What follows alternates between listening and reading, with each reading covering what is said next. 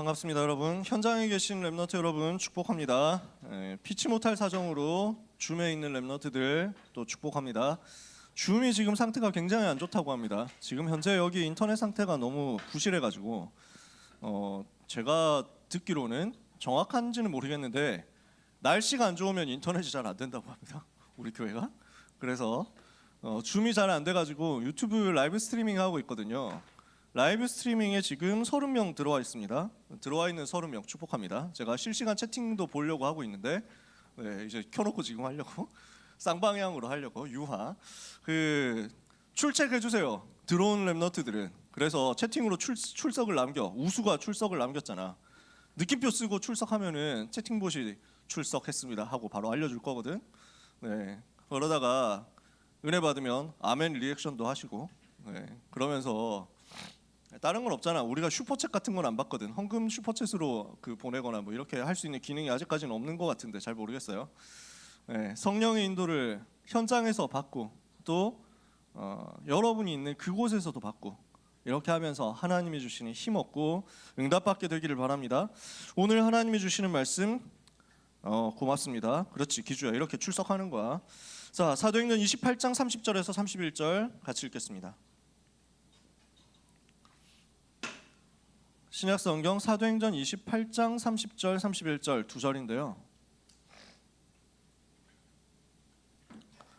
사도행전 28장 30절 31절 두 절의 말씀 찾으셨으면 같이 읽겠습니다. 바울이 온 이태를 자기 셋집에 머물면서 자기에게 오는 사람을 다 영접하고 하나님의 나라를 전파하며 주 예수 그리스도에 관한 모든 것을 담대하게 거침없이 가르치더라. 아멘. 그런데 이 구절에 대해서는 옛날 성경도 한번 같이 다시 찾아서 읽어보려고 합니다. 혹시 자막이 나오고 있는지 모르겠네요. 네, 감사합니다. 너무 수고로우신데 해주셔가지고 지금 우리가 쓰고 있는 성경책은 번역이 2006년부터 쓰게 된 2007년 정도부터 쓰게 된 번역입니다. 개역 개정판이라는 성경인데요. 그 전에 쓰던 성경이 개역 한글판이라고 해가지고 있는 성경입니다. 근데 류 목사님이 오늘 제목을 개역 개정판 버전 말고 개역 한글판 버전을 인용해가지고 쓰셨거든요. 그래서 아마 자막이 나오고 있을 거예요. 자막 나오는 대로 개역 한글판 성경으로 두 절을 다시 같이 읽어보겠습니다. 사도행전 28장 30절 31절 두 절입니다. 바울이 온 이태를 자기 셋집에 유하며 자기에게 오는 사람을 다 영접하고 담대히 하나님 나라를 전파하며 주 예수 그리스도께 관한 것을 가르치되 그 많은 사람이 없었더라. 아멘. 요 구절을 여러분한테 설명하려고 저도 여러 가지 번역본들을 봤거든요. 그러니까 헬라어 원어를 제가 잘 몰라가지고 확실하게 알 수는 없는데 금지하는 사람이 없었다라는 번역인 것 같아요. 원어는 그 부분을 지금 성경에서는 지금 우리가 쓰고 있는 성경에서는 굉장히 의역을 많이 해가지고 번역을 한 거죠. 담대하게 거침없이 가르치더라라고 했고 영어에서도 거침없이 가르쳤다. NIV 성경에서도 그렇게 했습니다. 근데 영어 성경 중에서도 조금 올드한 번역 쪽에서 그러니까 조금 고어체로 쓴 번역에서는 금지하는 사람이 없었다, 막는 사람이 없었다 이렇게 기록이 되어 있고요. 헬라어 원어 쪽에서도 그게 가깝습니다. 그러면은 누가가 이 31절을 썼을 때 금하는 사람이 없었다, 금지하는 사람이 없었다라고 하는 이 구절은 구체적으로 일단 무엇을 의미하느냐면 바울이 로마에서 복음을 전하려고 할 때 이것을 법적으로 방해를 받지 않았다. 어떤 당국의 방해나 핍박이나 금지 조치가 없었다라는 것을 설명하는 내용인데요.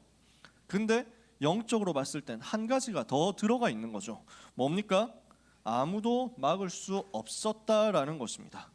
이 복음은 아무도 막지 못하는 것이다 라는 의미가 같이 거기에 들어있는 겁니다.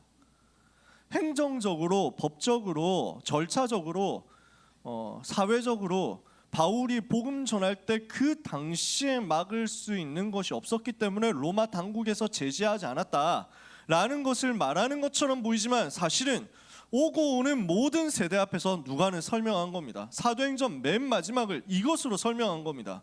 아무도 금하는 사람이 없었다. 아무도 막는 사람이 없었다. 아무도 막을 수 있는 사람이 없었다. 이 복음을 막을 자가 아무도 없었다. 이 복음을 막을 자는 아무도 없다.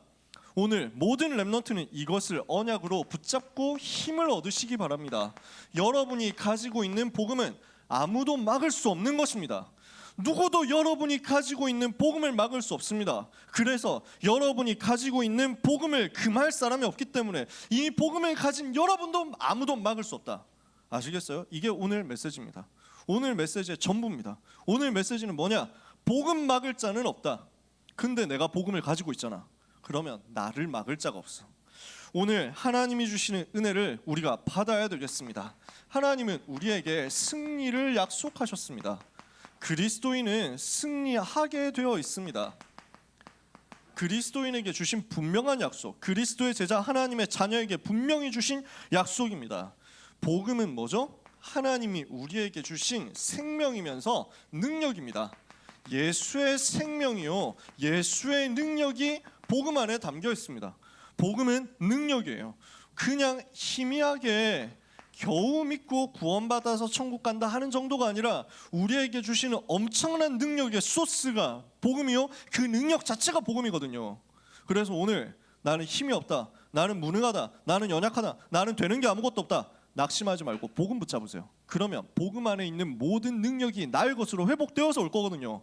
나는 개찐따 같습니다. 나는 너무 얼굴이 빠았습니다. 나는 너무 무식한 것 같습니다. 나는 하는 것마다 아무것도 안 됩니다. 나는 인간관계도 안 되고, 나는 친구도 없고, 나는 만날 수 있는 사람도 없고, 나는 아싸 찐따 그 자체입니다. 낙심하지 마세요. 복음 붙잡아요. 복음은 능력이거든요. 복음은 여러분을 찐따에서 해방시키는 능력이 있습니다. 복음은 여러분을 그 멍청한 인생에서 바꿔지도록 하는 그 힘이 있습니다. 복음이 아무것도 아닌 것처럼 보이지만, 불신자는 아무것도 아닌 것처럼 우습게 생각하지만, 그러나 이 복음은 모든 믿는 자들에게 구원을 주시는 하나님의 능력이기 때문에 그렇습니다. 세상이 절대 알지 못하는데요, 이 복음 안에 모든 것 다 들어있거든요. 로마서 1장 16절에 보니까 복음은 내가 복음을 부끄러워하지 아니하노니 이 복음은 모든 믿는 자들에게 구원을 주시는 하나님의 능력이 됨이라. 여러분, 이 복음 안에 있는 하나님의 능력, 복음 자체가 능력이라는 사실을 오늘 꼭 붙잡고 가시기를 바랍니다. 정말 복음은 능력이구나, 이거 붙잡아야 돼요. 여러분에게 구원을 주시는 능력일 뿐만 아니라 모든 삶을 회복시키는 능력이 이 속에 들어있습니다. 마태복음 16장 13절에서 20절에 보니까 시몬 베드로가 주는 그리스도시요 살아계신 하나님의 아들이십니다 대답했잖아요. 그때 주님이 뭐라고 했습니까? 바요나 시몬아, 네가 복이 있도다. 이를 네게 알게 하니는 혈육이 아니요 하늘에 계신 내 아버지시니라. 너는 베드로라. 내가 이 반석 위에 내 교회를 세우리니 음부의 권세가 너를 이기지 못하리라. 그리스도의 이 복음의 반석 위에 그리스도의 교회가 세워지는데, 내가 반석이 됐고 내 위에 교회가 세워진다고요. 이것을 막을 자가 없다고요. 음부의 권세가 너를 이기지 못한다. 사탄의 세력이 여러분을 이기지 못한다. 믿습니까? 마귀의 권세가 여러분을 이길 수 없다. 맞습니까? 이것을 오늘 내 것으로 붙잡으란 말이에요. 내가 천국 열쇠를 네게 주리니 네가 땅에서 무엇인지 풀면 매면 하늘에서도 매일 것이고, 네가 땅에서 무엇인지 풀면 하늘에서도 풀릴 것이다. 이게 복음이라니까. 복음 가진 우리는 천국의 열쇠를 가지고 있어. 이 열쇠를 가지고 현장에서 걸어 잠그면 아무도 열 수가 없어. 이 열쇠를 가지고 여러분 열어서 풀면 아무도 이것을 막을 수가 없고 닫을 수가 없어. 그 복음을 내가 가지고 있다니까. 그 복음의 열쇠를 내가 가지고 있다니까. 기도하면 모든 것을 누릴 수 있는 열쇠가 복음 안에 들어있어요. 예수님이 이렇게 얘기했습니다. 마태복음 28장 18절에서 20절에 보니까 하늘과 땅의 모든 권세를 내게 주셨다. 하늘과 땅의 모든 권세를 가지신 그리스도께서 어떻게 하세요? 20절에 보니까 내가 세상 끝날까지 너희와 영원토록 항상 함께 있을 것이다. 하늘의 권세와 땅의 권세가 다 그리스도 안에 있는데 그 그리스도께서 여러분 속에 계신다고요. 그러니까 누가 막습니까? 그러니까 어떤 사람이 이 복음에 대해서 대항할 수 있습니까? 어떤 사람이 이 복음을 막을 수 있습니까? 아무도 못 막는 거예요. 흑암의 세력, 저주의 세력, 모든 지옥의 배경이 이 복음을 이기지 못한단 말이에요. 예수님이 그리스도라는 말은 무슨 말입니까? 요한복음 19장 30절에 십자가에서 다 끝냈다는 말이죠. 모든 문제를 다 끝냈습니다. 어떤 문제도 여러분 앞에서 여러분이 가지고 있는 복음 앞에서 내가 문제다 하면서 의심될 수가 없습니다. 내가 문제인데 네가 어떻게 나를 이길 수 있겠냐 할 수가 없습니다. 어떤 문제도 그리스도 앞에서 무릎 꿇지 않을 수 있는 놈이 없다니까요. 끝냈어. 왜? 모든 문제 원인 세 가지 있잖아. 뭡니까? 하나님 떠나서 죄에 빠져서 마귀 자녀 됐거든. 하나님 떠난 문제, 인생이 하나님 떠나서 지옥 배경 속에 있는 그 문제 그리스도께서 선지자로 해결했습니다. 하나님 떠나서 죄에 빠져서 죄의 저주 가운데 있는 문제 그리스도께서 제사장으로 해결했습니다. 하나님 떠나서 죄에 빠진 결과 인생은 마귀 자녀 돼가지고 마귀 심부름하면서 귀신 섬기면서 산다니까요. 그 문제 그리스도께서 왕으로 끝냈습니다. 그러니까 참 제사장, 참 선지자, 참 왕 되신 그리스도는 모든 문제를 십자가에서 단번에 해결했고 해결한 증거로 부활했고 승천하셔서 지금 보좌의 능력으로 렘넌트와 하늘과 땅의 모든 권세 가지고 함께 계신다. 이것을 믿는 겁니다. 이것을 누리는 겁니다. 이게 복음 안에 있는 능력입니다. 이게 복음의 능력입니다. 이 복음의 능력을 내가 가지고 있잖아요. 그렇다면요, 나라는 존재가 복음의 능력을 방해할 수가 없어요. 우리는 생각할 때 내가 너무 모자란 것 같잖아요. 내가 너무 안 되는 것 같잖아요. 내 옆에 있는 공부 괴물들 보면 내가 못 따라갈 것 같잖아요. 와, 내신 괴물, 이렇게 생각되는 인간들 있잖아요. 현장에 가서 예를 들어서 우리가 예체능을 한다 이런 경우에 현장 가서 학원 가가지고 부딪혀 보면 진짜 괴물 같은 실력들이 많거든. 어떻게 저렇게 잘하지? 이런 게 있습니다. 완전 재능충 그 자체, 재능 덩어리. 나는 진짜 찌끄러기 같아. 이렇게 보일 때가 많습니다. 내가 진짜 아무것도 아닌 것처럼 보여가지고 언약을 분명히 붙잡았다 하고 학원 갔는데 나보다 잘하는 사람이 꽉 찼어. 내가 진짜 최선 다해가지고 그림 많이 그려가지고 여기까지 왔는데 보니까 쓱 보고 한 번에 그려내는데 나보다 더 잘 그려. 이런 사람들이 있는 것 같지? 속지 마세요. 착각하면 안 돼. 세상은 그렇게 우리를 착각하도록 만들거든요. 내가 되게 무능해 보이죠? 내가 연약해 보이죠? 내가 무능해 보이죠? 내가 상처가 되게 많은 것 같죠?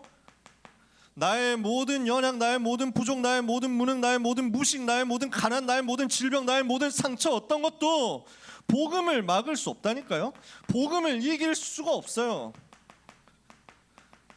나의 무능이 복음을 방해할 수 없고 나의 무능이 복음화 운동을 방해할 수가 없어요. 내가 아무리 모자라도 나의 모자람이 세계복음화의 걸림돌이 되지 못한다니까. 하나님이 세계복음화 힘차게 하려고 했는데 이 새끼가 너무 병신이네. 세계복음 못하겠는데? 글쩍글쩍. 그런 무능한 하나님이 아니라니까. 아시겠어요? 복음은 어느 정도 능력이냐? 나의 모든 한계를 이기는 능력이란 말이에요. 그래서 하나님은 나의 연약 바꿔가면서 나의 무능 바꿔가면서 나의 상처 치유해가면서 결국 나를 이 복음 가지고 이기도록 만든다니까. 고린도전서 1장 18절에서 31절에 보니까요, 십자가의 도가 멸망하는 자들에게는 미련한 것처럼 보이지만 구원을 얻는 우리에게는 하나님의 능력이다 그랬습니다. 바울이 아주 자세하게 설명합니다. 형제들아, 우리를 택하심을 보라.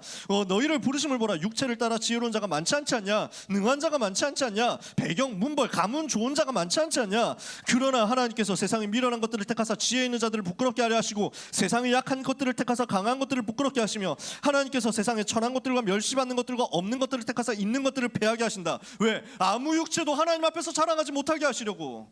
내가 조건이 별로 안 좋다? 너무 좋은 조건이야. 왜? 나를 자랑하지 않고 그리스도만 자랑할 거니까. 제가 서울대 나와가지고 키 180 넘어가지고 얼굴 너무 잘생겨가지고 이렇게 해가지고 있으면은요, 여러분이 뭐라고 생각하겠습니까? 은혜 받으면 야, 역시 서울대 나온 목사님이 키도 크고 얼굴같이 잘생기니까 간지 나가지고 진짜 내가 완전 새로워졌다 이렇게 생각할 거 아닙니까? 서울대가 영광 다 가져갈 거 아니에요. 그 인간의 얼굴에 영광을 가져갈 거 아니에요. 오늘 이 시간 우리는 그리스도만 바라보잖아. 안 그렇습니까? 여러분, 그리스도만 지금 바라보는 거 아니에요. 뭐 바라보려고 여기 왔어? 누구 보려고 여기 왔어? 내 말빨 들으려고 여기 왔어? 아니잖아. 택도 없는 거 알잖아. 어디 가가지고 재밌는 거 찾는다? 그럼 유튜브 켜면 되지. 뭐하러 여기 옵니까? 안 그래요? 하나님만 바라보고 그리스도만 바라보는데 그 안에 모든 거 다 들어있다니까. 그래서 하나님이 우리를 여기에 불렀다고요. 우리를 여기 있게 만들었다고요. 오늘 우리는 그리스도만 붙잡으면 모든 가난 이깁니다. 모든 질병 이깁니다. 모든 연약 이깁니다. 마음에 질병 있는 사람, 정신에 질병 있는 사람, 생각이 무너진 사람, 여러 가지로 상처받아가지고 과거로 자꾸 돌아가는 사람, 눈만 감으면 그 상처가 생각나고 그 어려움이 생각나는 사람, 걱정하지 마세요. 복음 속으로 들어가라. 복음 붙잡으면 돼. 나한테 상처 있잖아. 상처 떠오를 때마다 복음으로 가면 돼. 나한테 문제 있잖아. 자꾸 생각납니까? 나한테 너무 어려움이 있어가지고 그 문제, 그 어려움이 자꾸 생각나가지고 내가 너무 괴롭습니까? 좋아. 괜찮다니까. 오히려 좋아. 왜? 뭐 때문에 좋습니까? 그것 때문에 나는 기도하면 되니까. 아픕니까? 아프면 좋아. 기도하면 돼. 그 시간에 기도하면 오히려 개이득이야. 이래가지고. 그러니까 마귀는 여러분을 보고 계속 괴롭히고 계속 건드리고 계속 문제 갖다 주고 계속 여러분의 흑역사 떠오르도록 만들고 과거의 상처에 짓누르도록 만들거든요. 짓눌리도록 만들거든요. 여러분의 가정 문제, 여러분의 환경 문제, 친구 문제, 인간관계 문제, 왕따 문제 이런 거 가지고 끌고 들어와가지고 여러분을 자꾸 눌러가지고 망하도록 시킬 거거든요. 속지 마. 응? 기도하면 그만이야 하면 돼. 아시겠어요? 이게 우리가 가지고 있는 답이에요. 아무도 못 막아. 아무도 못 이겨. 그래서 성경은 이렇게 얘기합니다. 나의 무능, 나의 연약 상관없다. 빌립보서 4장 10절에서 13절에 바울은 고백합니다. 내가 풍부에 처할 줄도 알고 궁핍에 처할 줄도 알고 모든 일 곧 배부름과 배고픔과 풍부와 궁핍에도 일체의 비결을 내가 가지고 있는데 내게 능력 주시는 그리스도 안에서 나는 모든 것 할 수 있다. 오늘 그리스도 안에서 모든 것 할 수 있다는 고백이 여러분의 고백이 되기를 바랍니다. 그 말은 난 다 할 수 있어. 그리스도 안에 있기 때문에 나는 지금부터 시작하지만 30일 만에 내신 등급 꽉 끌어올려가지고 나는 지금부터 시작하지만 정시 1등급으로 갈 수 있어. 뭐 그런 얘기를 하는 게 아닙니다. 그것도 포함돼요. 그것도 할 수 있어요. 하나님이 하시면 되지. 왜 안 됩니까? 하나님이 얼마나 전능하시냐. 여러분이 나는 정시 올이냐. 지금부터는 정시밖에 없어. 뭐 이래가지고 돌아간다. 고3 이제 7월인데 고3 곧 있으면 7월인데 괜찮아. 난 지금부터 수능으로 일발 역전 끝낼 거야. 인생 뒤집는다. 이렇게 했을 때 그게 언약과 맞다 하면 공부 하나도 안 한 우리의 인간성을 가지고라도 하나님 역사하실 수 있죠. 어떻게 하냐? 우리가 그냥 수능 시험 쳤는데 전과목 찍더라도 아무 지성 없이 무지성으로 그냥 이래가지고 찍었는데 그게 만점받게 할 확률이 있습니까? 없습니까? 하나님이 그 능력이 있습니까? 없습니까? 하지. 왜 못하겠어? 여러분이 서울대 가야만 세계복음화 된다는 하나님의 절대 계획이 있고 이유가 있으면 전부 다 찍어도 전부 다 만점 받게 할 능력 하나님께 있습니다. 아무 문제가 없어. 근데 그리스도 안에서 내가 모든 것 할 수 있다는 거는 그 정도 수준 얘기가 아니에요. 나는 있어도 되고 없어도 돼. 내가 잘 돼도 되고 못 돼도 돼. 내가 돈 벌어도 되고 못 벌어도 돼. 세상 사람들이 봤을 때 입시 성공했다 해도 되고 대박 났다 해도 되고 세상 사람들이 봤을 때 나는 망했다고 저 새끼 완전 폭망했네요. 병신 뭐 이러면서 크크크 한다고 하더라도 나는 상관없어. 그것이 복음을 막을 수 없거든. 나의 성공도 나의 실패도 복음을 막을 수 없거든. 나는 그것 가지고 세계복음을 할 거니까. 안 그렇습니까? 우리는 그 답을 가진 사람이에요. 나는 지금 감옥에 있지만 괜찮아. 나는 감옥에서 세계복음화 하는 거야. 나는 지금 로마에서 감옥에 갇혀 있는 것 같지만 나는 로마 정복하러 왔어. 내게 능력 주시는 그리스도 안에 있기 때문에 나는 지금 이 밖으로 조금도 못 나가는 것 같지만 그러나 이 복음을 아무도 막을 수 없어. 이게 바울의 고백이에요. 여러분의 고백되기를 축복합니다. 축복합니다. 자, 내가 약해서 모자라서 안 되냐? 그런 거 없어요. 복음이면 돼요. 반대로 어떤 환경도요, 어떤 핍박도요, 어떤 외부적인 환난과 어려움도요 똑같아요. 복음을 이길 수 없어요. 나라는 존재도 나라는 존재의 모자람과 무능함도 복음을 이길 수 없고 나의 외부에서 오는 어떤 자극과 어떤 방해와 어떤 공격도 복음을 이길 수 없어요. 복음 가진 자는 반드시 승리하게 되어 있거든요. 고린도전서 10장 13절에 보니까 사람이 감당할 시험 밖에는 너희에게 당한 것이 없나니 오직 하나님의 미쁘사 너희로 감당하지 못할 시험 당함을 허락하지 아니하시고 시험 당할 때는 피할 길을 주셔서 너희로 능히 감당하게 하시느니라. 어떤 시험이 외부에서 온다고 해도 괜찮습니다. 상관없어요. 이기게 돼 있습니다. 못 이길 문제는 하나님이 안 줘요. 그러니까 걱정하지 마세요. 문제가 너무 큰 것 같다? 아니에요. 그가 나를 단련하신 후에 나를 훈련시키신 후에 나는 순금같이 되어서 모든 불순물 제거하고 하나님 앞에 서게 될 것이다. 이거예요. 그래서 예수님이 얘기했습니다. 요한복음 16장 33절에 이것을 너희에게 이르면 너희로 내 안에서 평안을 누리게 하려 함이라. 너희가 세상에서는 환난을 당하나 담대하라 내가 세상을 이기었노라. 요한일서 5장 4절에서 5절에 사도 요한은 이 메시지를 전도자들에게 제자들에게 전달합니다. 예수님이 그리스도라는 사실, 예수님이 하나님의 아들이라는 사실을 믿는 우리가 아니면 세상을 이기는 자가 누구냐? 세상을 이기는 승리는 이것이니 곧 우리의 믿음이니라. 요한일서 5장 18절에 하나님께로서 난 자가 그를 지키시며 악한 자가 그를 만지지도 못하느니라. 반드시 승리하게 돼 있단 말이에요. 이게 복음이거든요. 이 복음을 여러분이 가지고 있다고요. 무슨 말인지 아시겠어요? 그러면 아무도 막을 수가 없어요. 한 번도 복음은 막힌 적이 없습니다. 한 번도 복음 운동은 막힌 적이 없습니다. 그 누가 방해를 한다고 해도 말이죠. 저 애굽의 모든 권력을 가지고 있는 파라오가, 전 세계를 지배하고 있는 강대국 애굽에, 그 애굽의 모든 권력을 가지고 있는 파라오가 자기가 가지고 있는 모든 권력을 동원해 가지고 복음을 없애려고 했습니다. 막아줬습니까? 안 되는 거예요. 하나님을 이길 수 없습니다. 출애굽기 3장 18절, 이 피제사 드리러 가야 된다는 복음 가지고 있는 하나님의 사람 모세를 모든 권력을 가지고 동원해서 싸워도 못 이기는 거예요. 애굽의 모든 군대를 끌고 들어와서도 못 이기는 거예요. 애굽이 얼마나 능력이 있었냐, 몇 번 얘기했잖아. 전에 한번 얘기했을걸. 피라미드가 엄청 옛날 거거든요.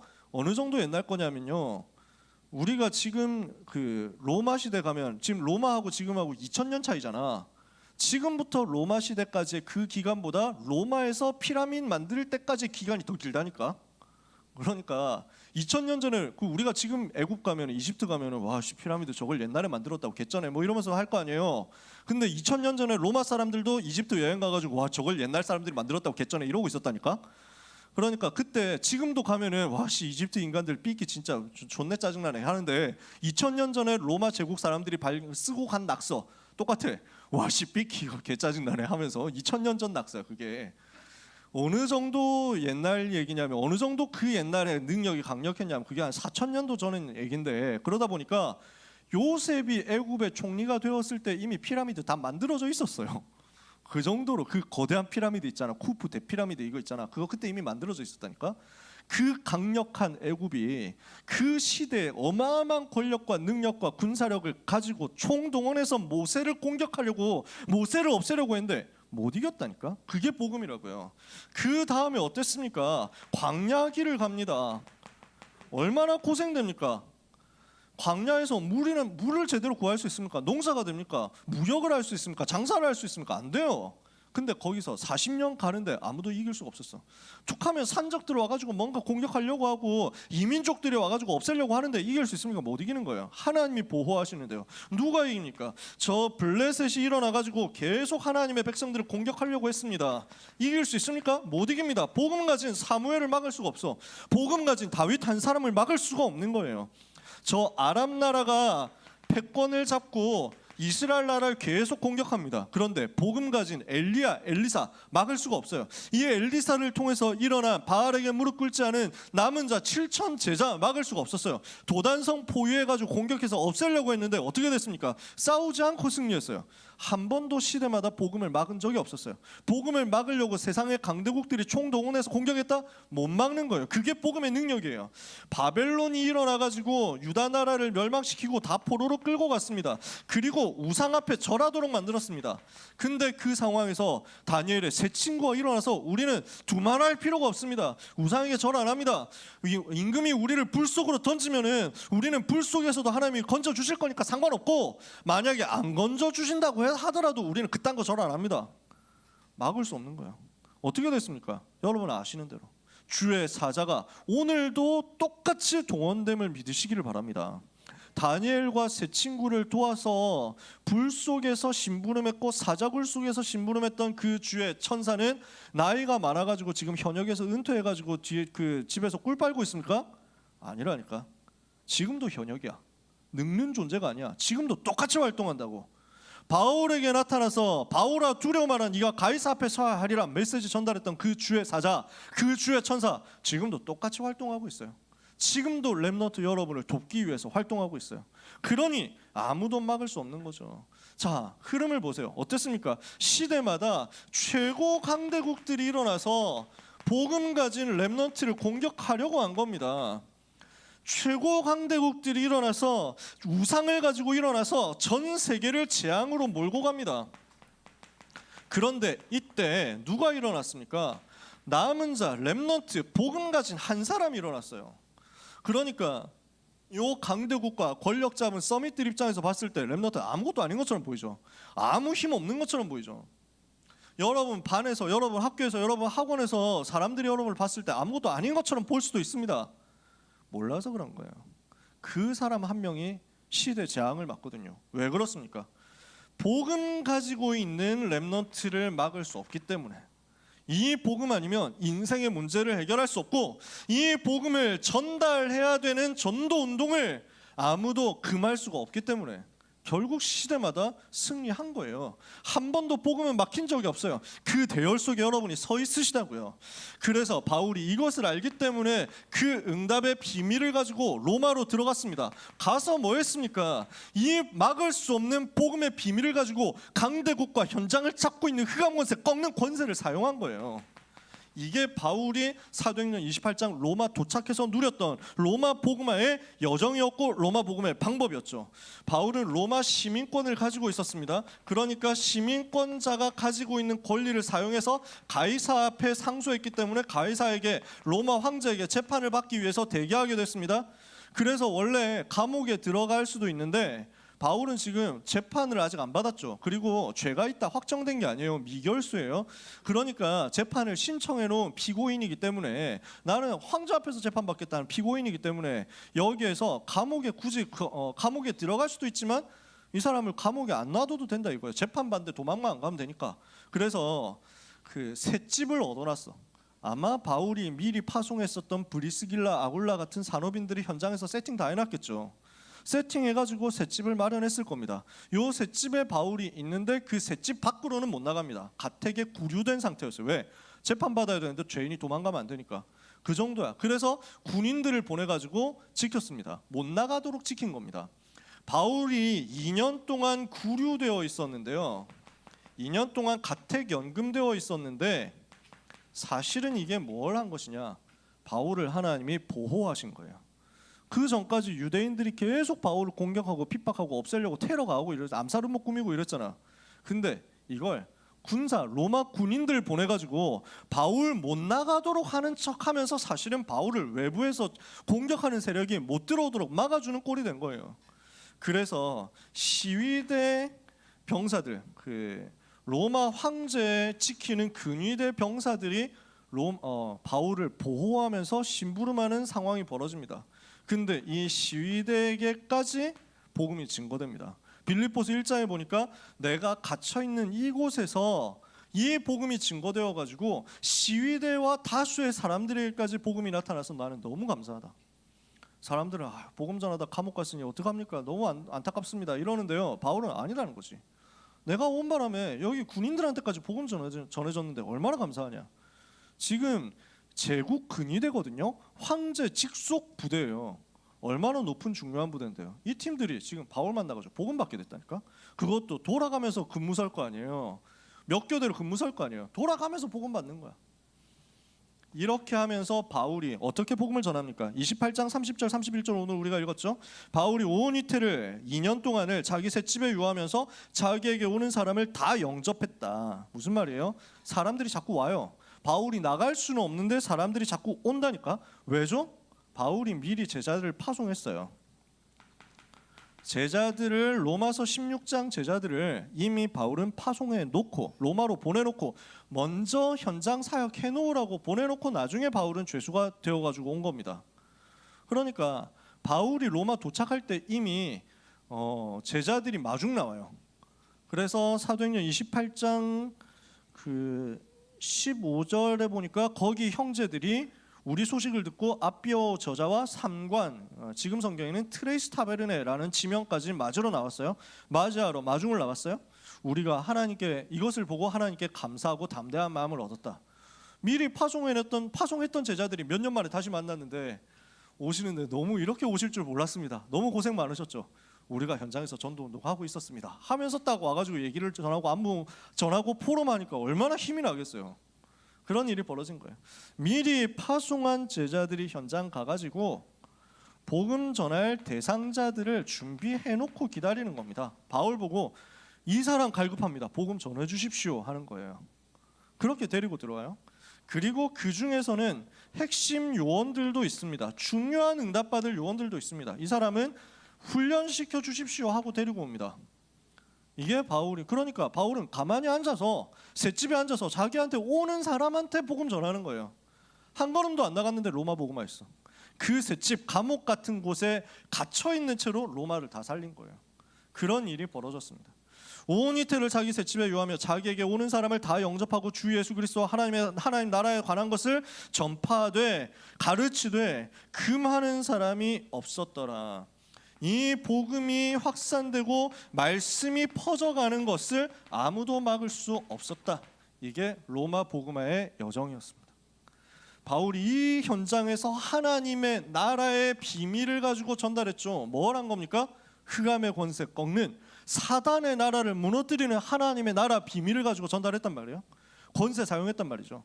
여기에서 하나님이 능력으로 역사하시죠. 이 일이 벌어진 후에 어떻게 됐습니까?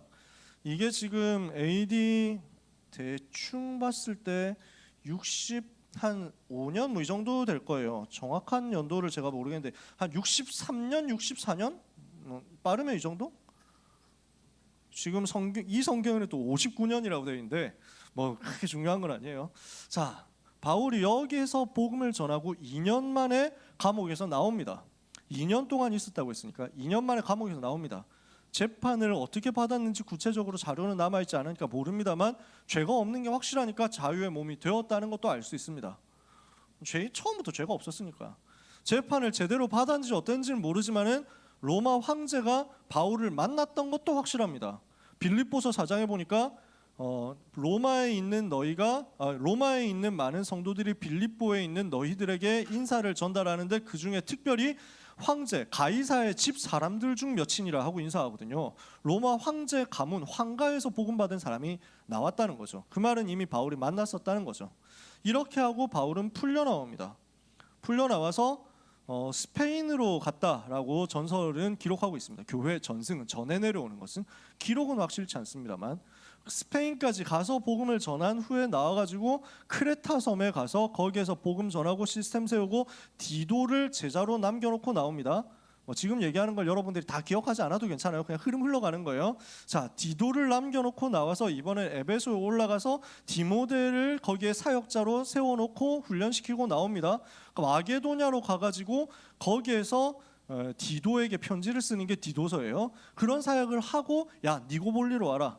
니고볼리에서 만나서 집중훈련하자 이렇게 해가지고 메시지를 보내서 사람들을 불러 모아가지고 핵심 요원들을 또다시 훈련시킵니다. 이렇게 하고 나서 다시 로마로 들어가서 로마에서 전도운동 하는데 핍박이 옵니다. 그때 네로가 정신 돌았어요.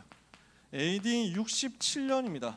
네로 황제에 의한 핍박이 일어나가지고요. 그 전까지는 유대인들이 핍박했는데 이제부터는 로마의 핍박이 시작됩니다. 첫 번째 핍박이었어요. 그 네로 황제에 의해서 바울은 순교하게 됩니다. 이때 바울도 로마에서 순교했고 같이 로마에 들어와서 사역하고 있었던 베드로도 같이 순교했습니다. 많은 성도들이 그때 핍박당했습니다. 그 이후에 굉장히 많은 어려움들이 옵니다. 그러나 복음은 막히지 않았어요. 로마에서 250년 동안 기독교를 핍박했습니다. 대표적인 10명의 황제들이 기독교 핍박에 대한 특별한 명령 내려가지고 기독교 예수 믿는다는 이유만으로 처형당하고 모든 손해를 다 보도록 만들었습니다. 근데 복음이 막히지 않았어요. 뭐라고 얘기합니까? 그날은 반드시 온다. 그게 제목이에요. 핍박이 왔죠.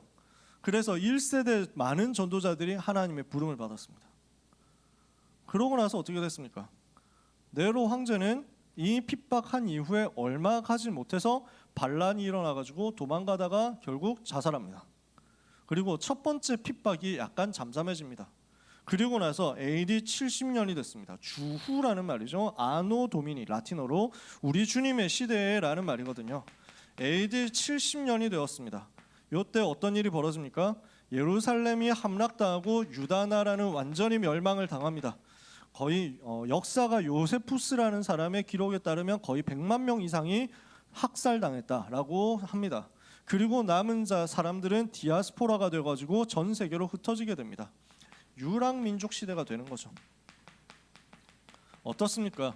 기독교를 그렇게, 예수 믿는 사람들을 그렇게 핍박했었던 이스라엘 나라, 유대인들 완전히 멸망당해가지고 전 세계에 흩어졌습니다. 복음 막던 결과가 이렇게 나왔습니다.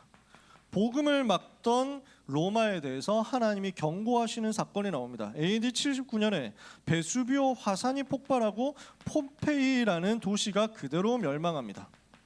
화산재에 덮여가지고 그대로 멸망했는데 지금도 관광지대 있잖아요. 여러분 가서 보시면 아시죠? 저도 2번을 가봤는데 그냥 비참하게 되어가지고 도망갈 틈도 없이 화산재에 덮여서 죽어버린 거예요. 그렇게 멸망당해버렸어요. 복음을 막는 로마에 주는 경고였는데 그 이후에도 로마가 계속 핍박하죠. 복음을 막던 황제들이 다 비참하게 되어서 멸망했어요. 이건 역사 공부해보면 간단하게 나오는 얘기입니다.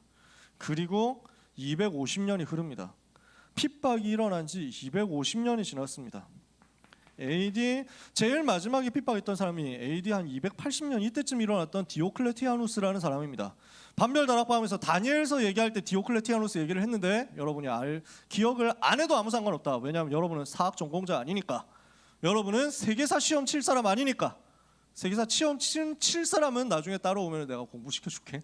중요한 건 아니에요. 이 사람이 성경에 있는 예언대로 교회를 핍박하고 예수 믿는 사람들 잡아주기 어렵게 만들었습니다. 그리고 멸망했습니다. 얼마 가지 못해서 멸망했어요. 그 다음에 일어난 황제가 있습니다. 이 사람이 넷으로 나눠진 로마를 통일을 시킵니다. 마지막 전투에서 밀비오 다리 전투라는 전투를 해야 되는데 이건 전설입니다. 실제로 별로 그랬을지 안 그랬을지는 중요하지 않아요. 교회 역사에 내려오는 전설입니다. 그 전날 밤 밀비오 다리 전투를 하기 전날 밤에 이 사람의 꿈에서 십자가가 보였습니다. 그리고 음성이 들립니다.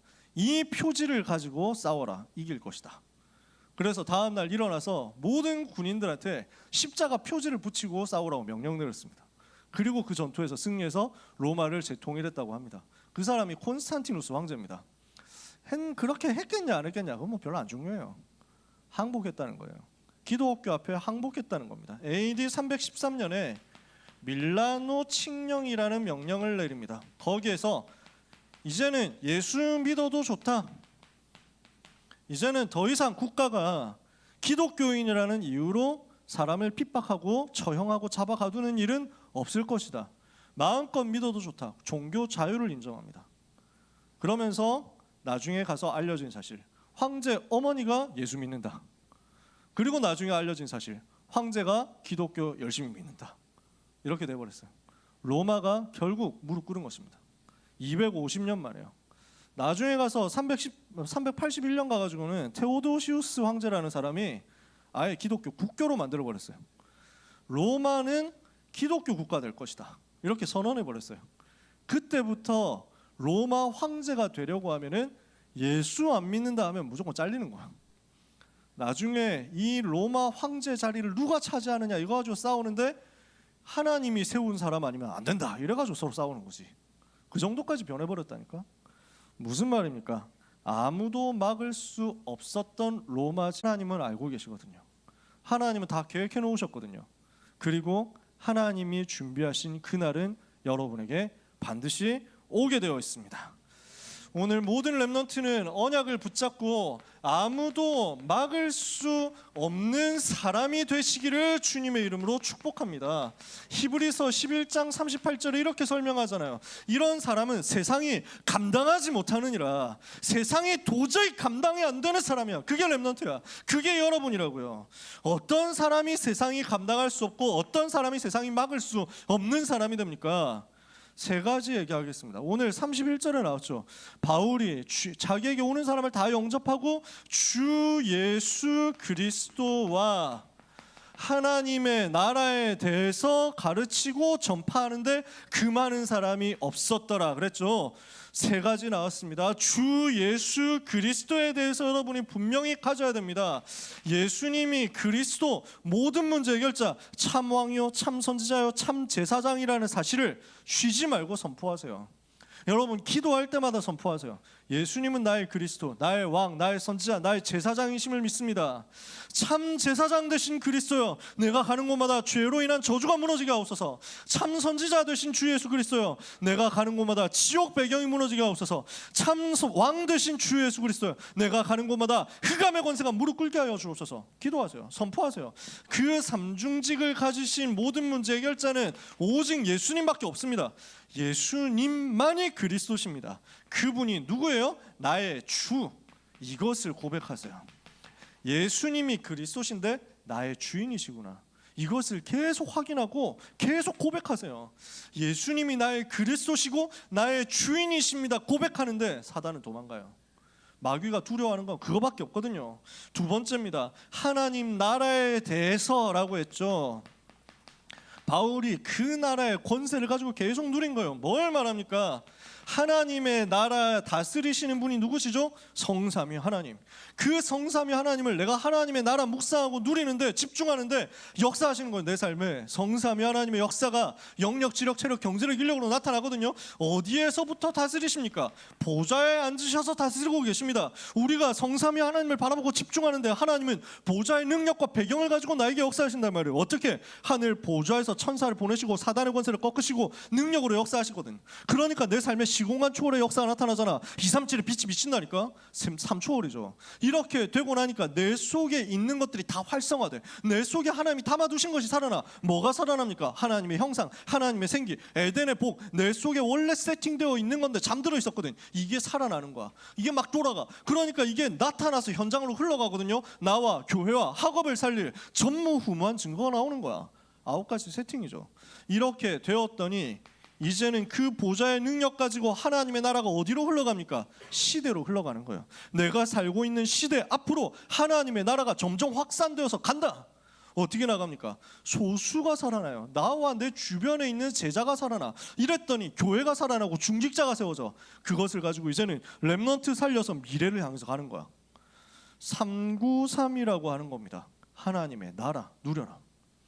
예수가 그리스도 나의 주인 되심을 고백하고 393으로 하나님이 주시는 능력 얻고, 이것을 가지고 가르치고 전파하는 겁니다.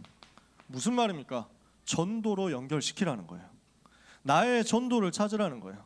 기말고사 치는 사랑하는 렘넌트 여러분들, 낙심하지 말고, 절대로 두려워하지 말고, 절대로 혼돈, 파괴, 망각에 빠지지 말고 삼중직의 유일성 붙잡아라. 어떤 문제와도 속지 말고 그리스도가 나의 주인이심을 잠깐이라도 고백하세요. 시간 길게 안 해도 돼. 너무 길게 안 써도 돼. 393의 능력 조금만 얻으세요. 그 힘 가지고 공부하는 게 훨씬 편합니다. 그 힘 가지고 공부했을 때 퍼포먼스가 훨씬 낫습니다. 해보세요. 내가 했으니까, 내가 해봤으니까 여러분한테 얘기하는 거 아닙니까? 그리고 이것을 가지고 나에게 하나님이 붙여주신 전도 대상자를 위해서 스케줄 정해놓고 기도하세요. 정시기도. 그리고 주님을 바라보면서 집중하고 있으면, 24하고 있으면 하나님의 능력은 24 넘어서 25로 나타나고 나를 영원한 승리하는 곳으로 이끌어갑니다. 뭐가 남습니까? 작품이 남습니다. 무엇을 위해서요? 전도 대상자를 위해서요. 현장을 위해서요. 현장 살리도록 작품이 남는 거예요. 하나님이 주시는 응답을 받아서 나의 오늘에 집중하고 나의 업에 집중하세요. 예수님이 나의 그리스도 되심을 붙잡고 하나님의 나라 누리면서 하나님 주신 힘을 가지고 나의 오늘의 학업에, 나의 오늘의 숙제에, 나의 오늘의 과제에, 나의 오늘의 공부에, 나의 오늘의 수행평가에, 나의 오늘의 모든 실기 준비에 집중해서 들어가세요. 작품으로 만들어버려. 별 볼 일 없는 작품 같다고 생각할지 모르지만 그것이 시대를 바꿉니다. 왜냐? 하나님은 영원의 능력으로 여러분에게 붙여주실 거니까요. 말씀을 마칩니다. 우리 렘넌트는 어떤 사람입니까? 아무도 막을 수 없는 사람이다. 왜 그렇습니까? 여러분이 가지고 있는 복음은 아무도 막을 수 없으니까요. 그 확신을 가지고 이번 주간에도 어떤 문제, 어떤 상황, 어떤 현실에 대해서도 속지 말고 언약 굳게 붙잡음으로 승리하는 사랑하는 모든 고등부 렘넌트와 전도자들 되기를 예수 그리스도 이름으로 축복합니다. 기도합시다. 하나님께 감사드립니다. 능력의 복음, 생명의 복음을 정확하게 우리에게 주셨사오니 아무도 막을 수 없는 이 복음의 비밀 가지고 현장에서 담대하게 하나님의 나라 누리게 하여 주시옵소서. 예수님이 그리스도 나의 주인 되심을 고백하며 하나님의 나라 누리는 393의 기도를 가지고 스케줄 정해서 주님 바라보고 기도하다가 24, 25 영원의 작품을 남기는 이번 한 주간 렘넌트의 삶이 되게 하여 주시옵소서. 귀한 렘넌트들을 통해서 로마가 정복될 줄 믿사오니 이 미래를 바라보면서 기도하고 소망 가지며 아무도 알아주지 않는 언약의 여정을 묵묵히 가는 사랑하는 렘넌트들을 주께서 도우시며 격려해 주시며 힘을 주시며 권능으로 역사하여 주시옵소서. 예수 그리스도의 이름으로 기도합니다. 아멘.